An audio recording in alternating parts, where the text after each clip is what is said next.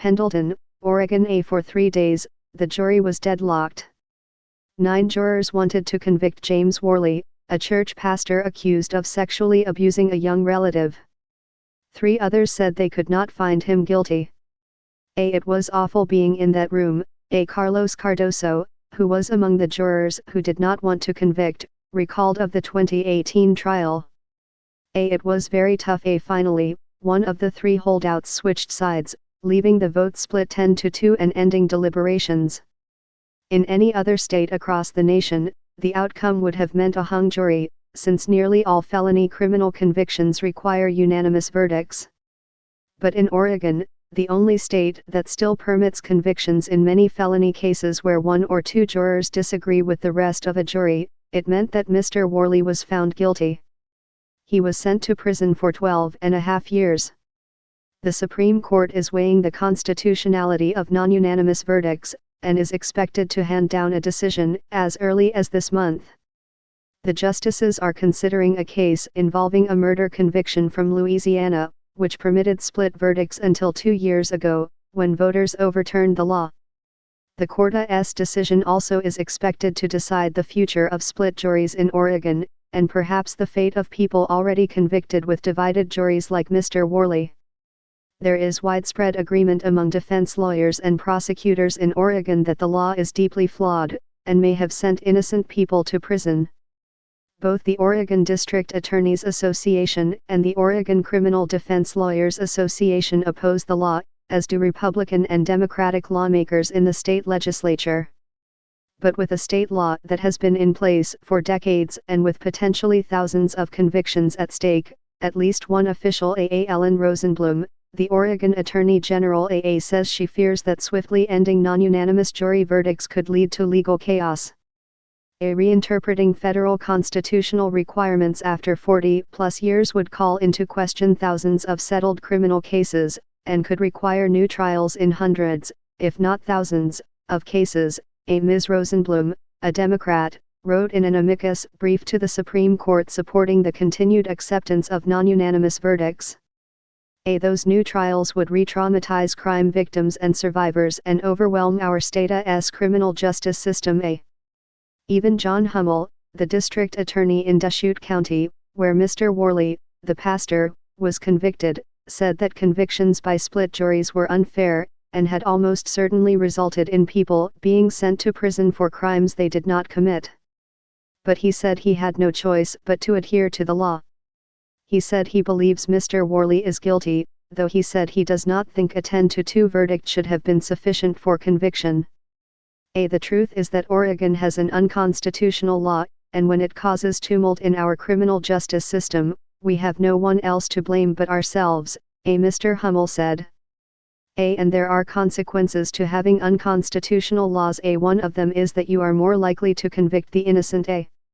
Oregon voters approved the law in 1934, when the Ku Klux Klan was a powerful influence in the state and anti-immigrant sentiment was high. The measure applies only to felonies that are not first-degree murder cases. Legal experts say that allowing non-unanimous convictions raises the risk that jurors from racial, ethnic, or religious minorities will be ignored by a majority that knows it can return a verdict without them, thereby denying the jurors a fair hearing and the defendants a fair trial.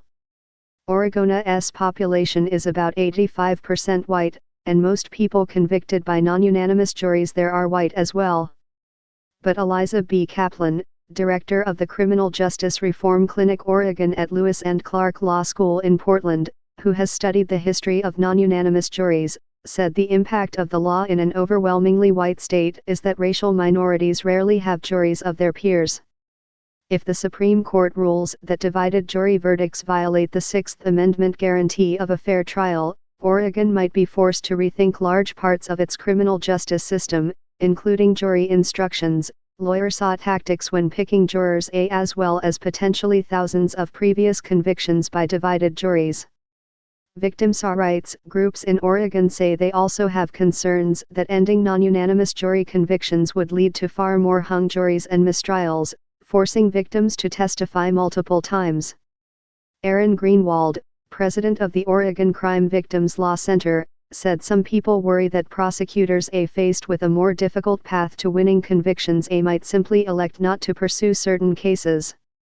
We already have very low rates of prosecutions for sex crimes, and I can see in prosecutors' minds why it might be too difficult to get a conviction, so they decide not to prosecute a case, said Ms. Greenwald, who is herself a former prosecutor. For crime victims, this is going to be more challenging and difficult. Other legal experts, though, said rescinding the law would hardly upend Oregon's legal system. About 300 cases are currently making their way through the Oregon Supreme Court and the Oregon Court of Appeals challenging non-unanimous verdicts, including a challenge by Mr. Worley. In Louisiana, which until 2018 was the only other state to allow criminal convictions with non-unanimous verdicts, the Attorney General Jeffrey Martin Landry, a Republican has declined to re-examine convictions handed up before the law changed. And local prosecutors, including Leon Canizzaro Jr., the Democratic District Attorney of Orleans Parish, have continued to pursue convictions through non-unanimous verdicts for people arrested before January 2019, when the revocation took effect. In Ramos v. Louisiana, the case now before the Supreme Court, Evangelisto Ramos was convicted in 2016 of second-degree murder on a 10-2 jury vote. He is serving a life sentence in prison with no chance of parole.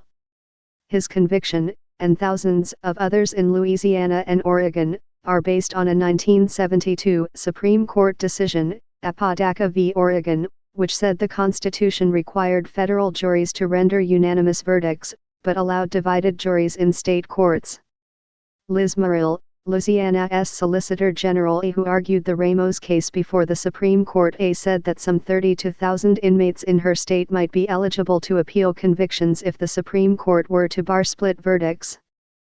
Although these claims may not ultimately be successful, the appeals would overwhelm our system, Ms. Murrill said. In Oregon, Ryan Scott, Mr. Worley's appellate lawyer, said it is often the most heinous crimes, including sexual assaults of children, that make up a significant percentage of people convicted by non-unanimous juries. The biggest problem with non-unanimous verdicts occurs precisely when the accusations are horrible and unpleasant, and jurors want to convict the moment they hear what the charges are, he said. In the Worley case, he said, 2 jurors overcame their disgust, and their fear, and voted not guilty because it was the right thing to do. That is hard. It takes character, it takes fortitude. And in Oregon, it doesn't matter. Mr. Worley was convicted in March 2018 of 7 counts of sexually abusing a relative who was a young girl at the time of the assaults. At 2 separate trials of Mr. Worley that took place in 2 counties, the relative testified that the memories of sexual abuse had returned to her in nightmares, years after the abuse occurred. After one sexual assault, she testified, I thought I was going to die. Mr. Worley has maintained his innocence, saying in an interview, I did not do these things. What more can I say than I didn't? Of the state's unusual split verdict system, he said, I don't think it's too much to ask to do what 49 other states are doing, getting a fair trial.